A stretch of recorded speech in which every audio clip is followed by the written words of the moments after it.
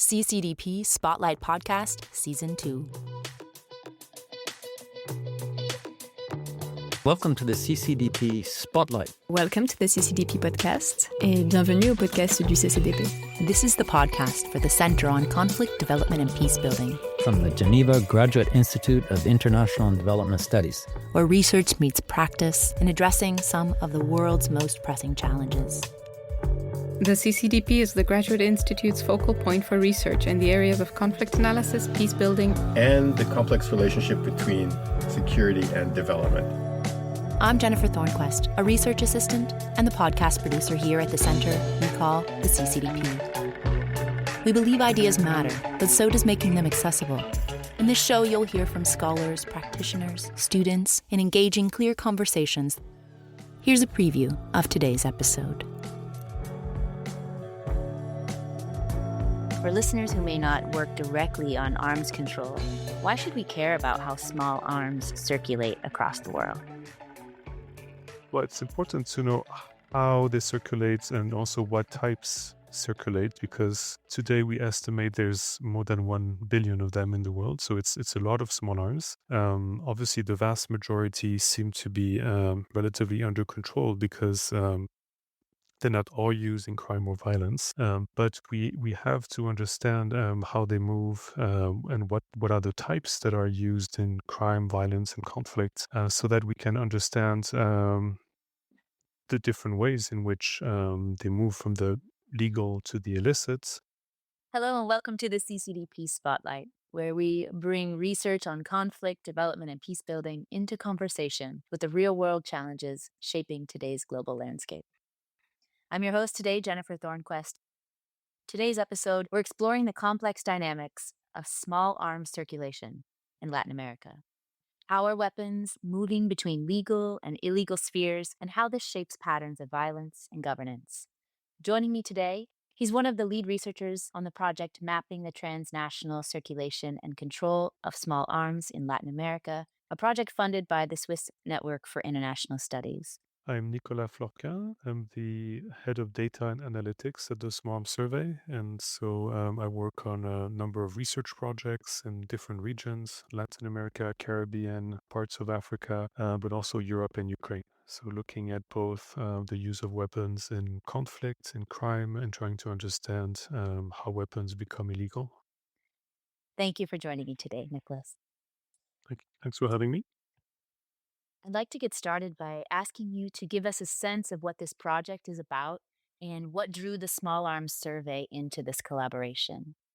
So this was an interesting project for us because the initiative came from a coalition of partners from Latin America who approached us, basically coming up with this idea that there needed to be more work on the issue of military-style firearms in Latin America. And I think their motivation was that they were seeing not only proliferation of small arms in general, but also a militarization of society and violence in the Latin American context, through the media, through the news, through weapon seizures that are circulating online, also in culture. But they wanted to look at it from a more scientific point of view to see what was really happening in terms of scale and scope. So for us, it was very interesting because it's that kind of nuanced approach that we appreciate, looking at specific categories of arms that seem to pose the greatest concern in different regions, but also the fact that the demand came from these regional partners who then wanted to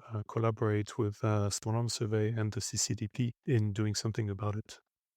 Just as a follow-up there, are you open to mentioning some of those institutions that are involved and maybe what the project hopes to uncover that we don't yet know about small arms in the region? For sure. So the partners that came together for this project includes several universities in Latin America, including PUC Rio, but also the state University of Rio de Janeiro, but then also some civil society research groups, so Instituto São da Paz in Brazil, IGMX Consulting and Research for Equality, which is an NGO based in Mexico, and the Conflict Analysis Resource Center, or CIRAC, in Colombia. And also along the way, because of the scientific nature of the work and its geographical scope, we were able to sign a project memorandum of understanding with the Organization of American States, which we hope will lead to nice outreach with governments in the region on the findings of the project.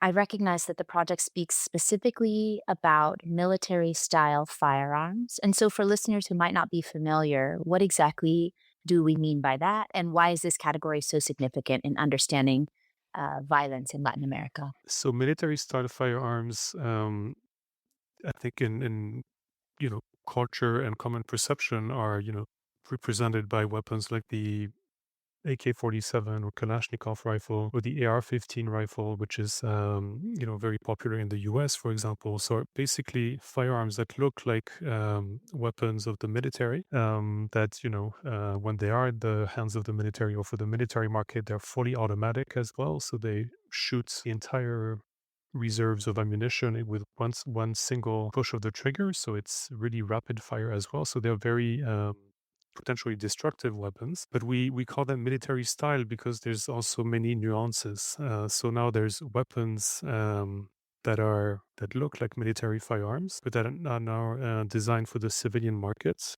For example, in the U.S., but also in Brazil for some time. So basically, civilian versions of these military weapons that look like an automatic rifle, but are actually only single shot. So this is why we look at this sort of blurred category of both actual automatic firearms, so the fully automatic rifles, but also submachine guns, basically automatic pistols, things like sniper rifles that are typically for state security services or defense forces, but also that more blurred category of hybrid weapons that are a little bit in between because they've been designed for sale in the civilian markets. With new developments, there's also now accessories and components of firearms that you can add to a civilian weapon that's only semi-automatic to make it fully automatic. So the line is really blurred, and this is why we wanted to look at it more broadly in terms of military style firearms, basically weapons that look like they're military weapons, often have those capabilities or can be transformed to have these capabilities. And this is important because automatic fire and also the types of caliber involved in these weapons, when they're used in shootings, usually lead to more injuries and more death. So, this category of weapons really has the potential of making violence in the region worse, and knowing that it's already among the highest rates of homicides and firearm homicides in the world that we're seeing in Latin America. So this is why that's a focus of the project. I'd like to go in a little bit more on recent findings and potential data gaps. So, I was reading that one of the goals of the project is to create what's called a two-layered cartography, or mapping both the movement of the weapons and the social and cultural dynamics that surround them. So, for you, in your role, what have you found so far about these flows, and where are the biggest data gaps? So the first thing is that firearms data, and especially for illicit firearms, so firearms that are seized by police or other state authorities, the data is usually scarce and very general. So you will get data on, let's say, handguns, long guns. If you're lucky, maybe you'll find statistics on rifles, pistols, revolvers, these broad categories. But no, these categories don't really match with what we were looking at, which is this focus on military style weapons. So the way we worked, and we had partners in 3 case study countries, was to request basically access to raw seizure data from the 3 different case study countries, so Brazil, Colombia, and Mexico. I think in one of these countries we sent in excess of 70 data requests, using Freedom of Information Act legislation to try to access this information and declassify it, and basically received a lot of raw data on these seizures, and then based on our definition of military style firearms, try to look at the proportion that these weapons consisted within overall seizures. What are the main subcategories within military-style firearms that are being used in crime in these different countries?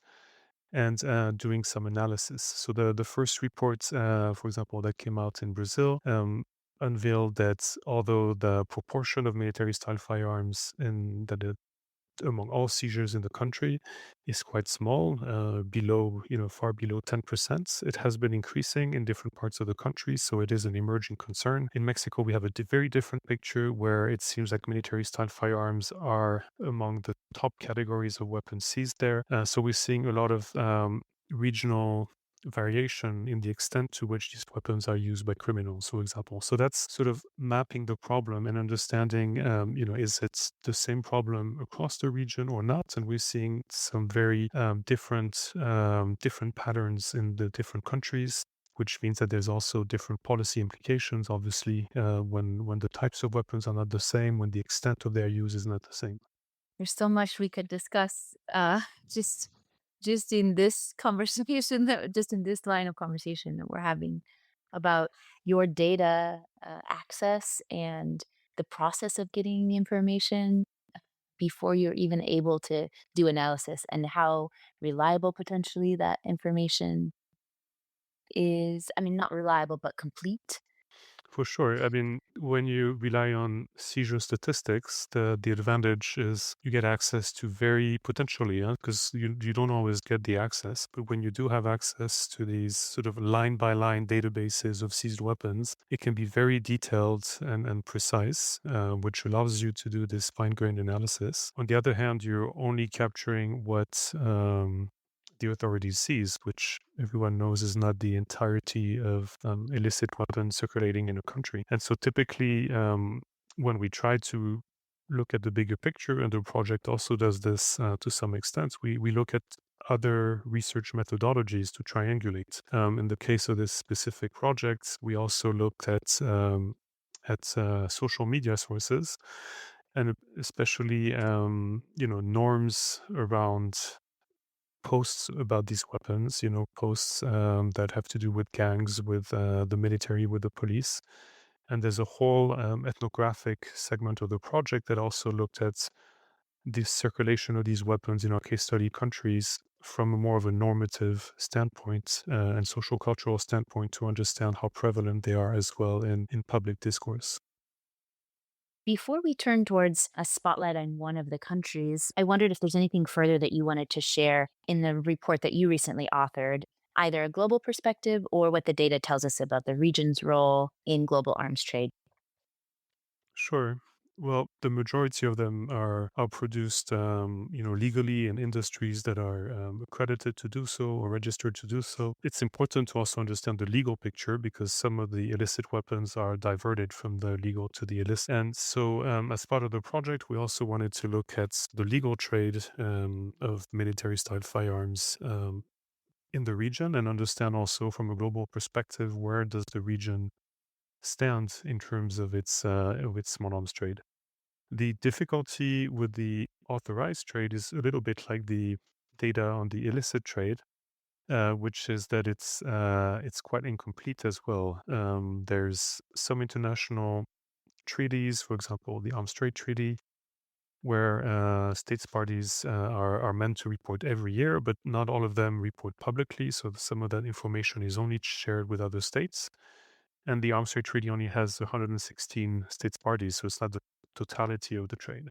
So the sort of international framework for reporting is not comprehensive. It's useful because it pushes states to report more, but it's not yet comprehensive. What we looked at was a more comprehensive database called UN Comtrade. So that's a customs database that's managed by the UN. That customs authorities around the world basically reports any commerce, any entries of goods or exports of goods, mainly in terms of their commercial value in US dollars, sometimes quantities, but it's not systematic. And so our analysis over the years has been to really focus on the dollar value of this trade. which globally for 2024 was $9.2 billion US, based on reported exports around the globe. It's a increasing trade, and we saw a huge increase in recent years, notably because of the high demand for weapons at the moment in Europe in relation to the war in Ukraine. And in this context, Latin America appears to be a quite small player in the authorized trade. The continent accounts for only 2.8% of global small arms imports, 6.3% of exports, primarily because Brazil is one of the largest producers in the world. I think the largest producers of small arms in the world. Sorry, fifth largest exporter of small arms in the world. And so there is more weight in this trade in Latin America because of Brazil, especially in terms of the exports. But overall, it's a relatively small player in this trade. What was interesting, though, is that within the Latin American trade, about 10% concerns a category called military firearms. So that might not include all the military style firearms I was talking about, but it's one of the categories of interest, and that's almost double the average for the whole world, which is about 5.6%. So we see that there's a particularly high proportion of the trade in Latin America that concerns these types of weapons. That may hint also that there's more legal demand amongst military and security forces for these weapons than in other parts of the world. So that's also interesting for the project. When we looked at the data, also it was interesting to see that some of the countries that are exporting these weapons or small arms to Latin America, there's a bit of an overlap between these countries and the countries of production of some of the weapons seized on the continent.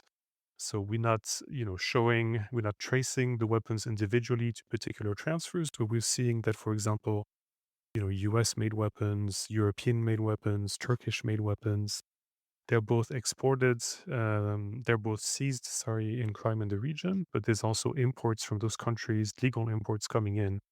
And so I think that's an important path for future research to understand a little bit the complexities of that relationship. Is there direct diversion happening along the way, or is it much more complicated than that? And I think some of the case studies, like the case study in Brazil, already unpacked some of this. So it's an interesting piece of the puzzle. Well, thank you for bringing up Brazil again. That's actually where I wanted to take a turn in our conversation. Was in the report, it does, the country of Brazil stands out, both, as you mentioned, a top exporter, but also importer of, of small arms. But do you know why Brazil is such a pivotal case for understanding regional trends? And maybe how does it further illustrate a link between what you spoke of, legal trade and illicit circulation? So one of the difficulties with the authorized trade data is that even for this customs data, not all countries report the entirety of their trade. So there is a possibility that those countries that seem to export or import the most are also the most transparent and those that report the most. So in the case of Brazil, what's interesting is what they report as exports and imports is usually the same as what their trading partners report as coming from Brazil or that they're shipping to Brazil. So Brazil is actually seems to be a fairly good reporter when you compare their data with their trading partners' data. So that's one factor, or sort of one caveat, just to say that the data is not 100% reliable. Obviously, none of the arms data is, but we can still see that Brazil really stands out as a global player because, again, the export data from Brazil and the import data from its partner countries is relatively consistent.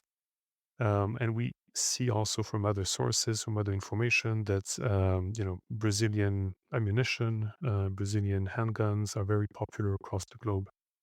So it's a major producing country, and it's also the largest populated country in Latin America, which also explains why there might be also higher demand. One development that was very interesting and that our colleagues from SADAPAS documented quite well was that under the previous administration in Brazil, there was a deregulation of the civilian market for military style rifles in particular, and then some other types of firearms, which seems to have led to increases in the legal trade, but also in the use of these weapons in crime. And so it's also interesting that that linkage there between the regulations of this category of weapons and the illicit use of these weapons seems to exist, and that's something that the project, to the case study in Brazil, was able to document quite nicely. I'll be looking forward to sharing more information, specifically from the case study in Brazil in episode to come, as I get to do an interview with Natalia from Instituto Sudeba soon. So then looking forward to even more information about what's happening in Brazil from someone who's there on the ground. Let's talk about policy and cooperation. So, from a policy standpoint, what are the main challenges to bringing the circulation of these weapons under greater control, in your expert opinion? So it's a bit of a multifaceted problem because as we can see, there is legal circulation of these weapons. We see this from the trade, the trade figures, but there's also you know seizures and trafficking of these weapons. From the different types of sources of this trafficking, we basically seeing, that a lot of the different scenarios seem to apply to Latin America. For example, we see that some of these weapons are completely, produced illicitly from scratch. Using some of the new technologies such as CNC milling or even 3D printing. So you have the capacity now with new technology to more easily produce your own firearms, including some types of military style firearms. Fully automatic, maybe not, but weapons that look like military firearms and shoot in semi-automatic, for sure, this exists. Um, and all the way to the entire life cycle of the weapon. Even a legally produced firearm can be diverted during a transfer, and there were some high level cases where imports of weapons from Europe to Paraguay were then diverted to the criminal networks in other parts of the continent, including Brazil. So the diversion from the authorized transfer is also an issue. And then you have local diversion. So if state security forces lose their weapons, do not manage them well, and there's low-level corruption, they are sold to criminals, etc., or they're simply raided by cartels. Legal armories can be raided by cartels. So that's another way that these weapons can become illicit. And finally, and that's not particular to Latin America, but weapons seized from criminals, they also need to be accounted for. And if the weapons are seized, but then corrupt individuals reintroduce them into the illicit markets, then again they continue circulating and being used in crime. Basically, on the policy level, you have to take into account this entire life cycle and look at the contextual level in every country, what is happening, what are the main sources of illicit weapons, and then really look at the policy gaps. Is it legislative gaps that, for example, the local manufacture of weapons is not properly regulated and it allows some loopholes for people to illicitly produce these types of weapons? Or is it issues with poor stockpile management? When a transfer is received, there's not enough accountability, or is there not enough file management at the on national armories? So all these things need to be taken into account. What we've seen is in recent years is that there's obviously several international instruments that try to provide guidance on all these issues, and they actually do so quite extensively. It's always been implementation that's been lagging a bit behind. In recent years, there's been a strong focus on trying to get regional organizations and also sub-regional groupings to push for greater political momentum around enabling these different measures. And for example, recently a roadmap for the control of small arms and light weapons was recently adopted in the Caribbean in 2020, just a couple years ago in Central America, and there's now talk about enabling such a roadmap also in the Andean region.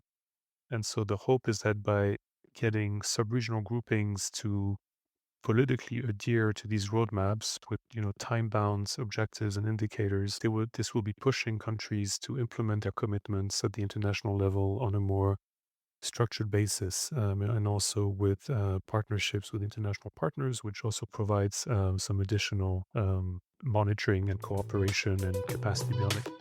So that's a little bit where the challenges lie. I wanted to ask you if you have a comment on the Small Arms Survey just shared a story about last week in the United States, border agents discovering 300 firearms in an illegal shipment that is coming between the US and Mexico. I wondered if you could comment on some of that transport that's happening. So this particular seizure, it really got our attention because most of the trafficking that we're used to seeing from the U.S. to neighboring countries, it used to be called the ant trade. So it's like an ant that carries small pieces, but many ants together will carry significant amounts of objects. And so trafficking from the U.S. and also in general cross-border trafficking is usually small shipments, 5, 10 weapons concealed in small vehicles or concealed in containers that are shipped, or even, parcels, which, are difficult to intercept because they're hidden in the mass of trade and movements between borders. And even if, some shipments get scanned, it's virtually impossible to scan everything. So there's always some that get through. So the seizure that was reported last week was significant because 300 weapons is no longer the ant trade, and it's quite worrying that we're seeing that extent, that large number of weapons being trafficked across the land border. That's more reminiscent of what we're seeing in conflict zones. Back in the 1990s, where you had these international brokers moving, full stockpiles of weapons from former Soviet countries all the way to Africa and to African conflicts. We haven't seen much of that lately in terms of these numbers, but this was a bit eye-opening in terms of the scale of that particular attempt. Having said that, it seems to still be an exception. The vast majority of cases remains, smaller shipments. But it's certainly sort of quite a red flag that the situation might be possibly changing. There's a couple, maybe not as significant cases, but more significant than usual cases that we've seen also in the Caribbean, for example. Haiti has seen shipments involving larger number of weapons than previous years, for example. So this is all quite worrying. For the future. So something to really keep monitoring and trying to anticipate this trend, and what it means also for law enforcement and detection and policy, because obviously to be able to move such large shipments, that requires logistics capabilities on the side of the traffickers that maybe they didn't have before. Looking forward, I'm interested to know what are the next steps for the research and upcoming studies or outputs that we could be watching for. There are several very exciting studies still coming out. So we've had so far Brazil, a very in-depth case study, and the study on the authorized trade. And so we'll have another 2 case studies coming out on Mexico, also looking at the illicit picture, so illicit weapons seized in Mexico, with also very detailed statistics and then reviews of what is being seized there.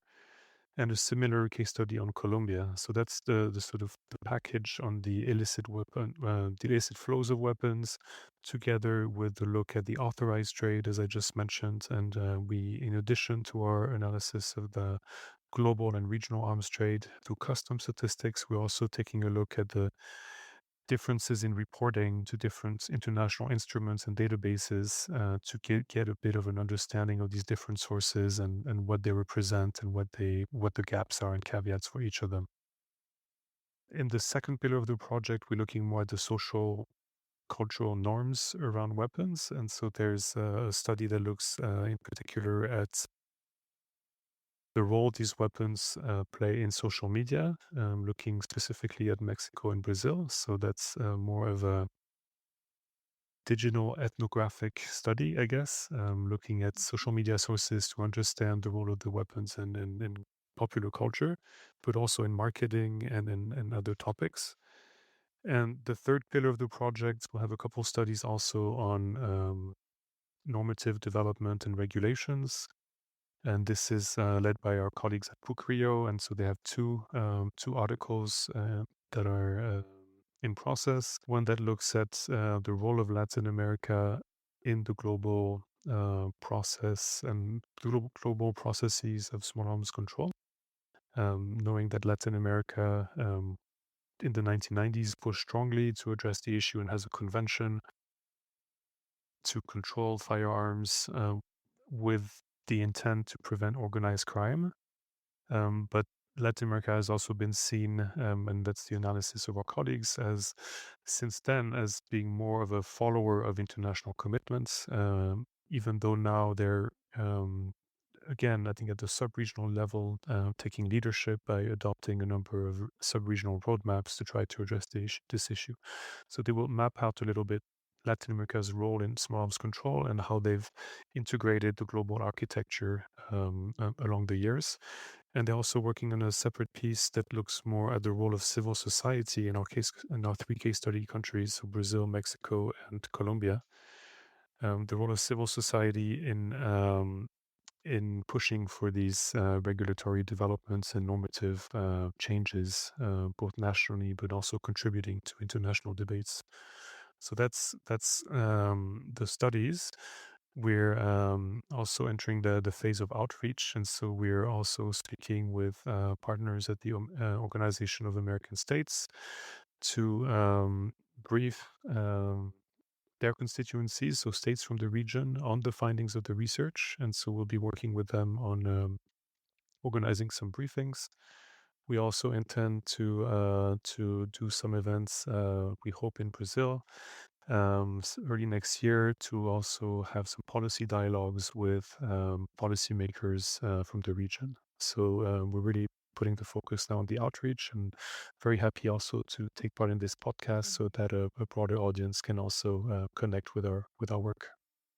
Yes, and if the audience listening is interested in following this research that's coming out and reading your reports and analysis, what is the best way for them to find that information and follow that? So the central repository of all the outputs is the project website. It's armflowslatam.net. Easy to misspell. So maybe the best way is to look at the podcast webpage and find the link there. So on there you will find all the research outputs, but also we're for some of the studies we're publishing the entire data sets that the analysis is based on. So, for example, you can already find a very detailed data set for the Brazilian illicit seizures of weapons, which is completely available online through the websites, and it's actually hosted under an academic repository, open access. So you will also find some interesting data. We have some visualizations there as well, and we will be also posting some of the more social media materials. In addition, also to the podcast, we intend to publish blogs and short pieces that are more easily digestible for policy audience, but also the general public. So there'll be some shorter outputs as well that we will also post there. You can, of course, also follow the social media accounts of CCDP, Small Arms Survey, SADEPAS, and the other partners to see the latest news on this work, but also on the more general work we do in our different fields of expertise. Nicolas, thank you so much for sharing insights as well as the research and the data that's coming out from this important work.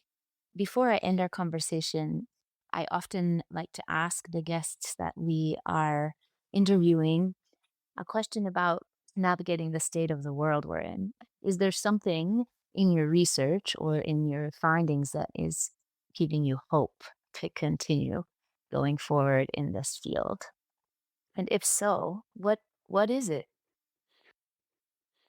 I think there's a couple of things. I mean, obviously, if you look at the trends in armed violence in the world, at the moment things look very grim. But there's, I think, different reasons to be positive. One is the level of cooperation that we're achieving through these partnerships, like this project. And I think one of the greatest results is granular data that was released for the purpose of this project, especially on seized weapons, which was, these are classified data sets that were basically declassified. I mean, they didn't release any personal information, sensitive information, that would allow anyone to identify individuals. It's all about weapons, but these are data sets that are not available in public database. And so just the fact that we're able now, through partnerships between specialized organizations like Small Arms Survey and then research NGOs and academics in these regions, in Latin America and other affected regions, we able to access this level of data gives me a lot of hope. I think also on the on the regulation side, it's interesting that in the current tense geopolitical situation we live in, that all negotiations on major conventional weapons, on weapons of mass destruction, are basically stalled or receding. But in the field of small arms control and other types of conventional ammunition in particular, there's been some positive developments. There's a new global framework on ammunition that was adopted in 2023 that will help us do a lot more to look at the issue of diversion of ammunition, which is has been for decades the poor child of international arms control, because it's much more difficult to account for, to trace. And so now there's new momentum to look at this. And I think also this multiplication of regional roadmaps also provide a lot of positive momentum to collaborate with regions and different actors in these regions, so the regional organizations, but also research institutions, civil society, and look at the issues together. And that's, I think, something that's also positive that has emerged, I would say, in the last 7 to 8 years. So this gives me hope. And so that's where we keep going at it and hoping the overarching trends will eventually reverse so that the impact will be maximum. Thank you. Thank you again for sharing insights and helping us understand how data and policy and local realities, this collaborative effort, can intersect to address armed violence. This conversation is part one of the podcast interviews following this project, mapping the transnational circulation and control of small arms in Latin America. In our next episode, I'll be joined by Natalia Palaci from Instituto Sudapar in Brazil to explore the country's own story, what local responses look like on the ground. Please join us. CCDP Spotlight Podcast, Season 2. Shining a light on bridging research and practice.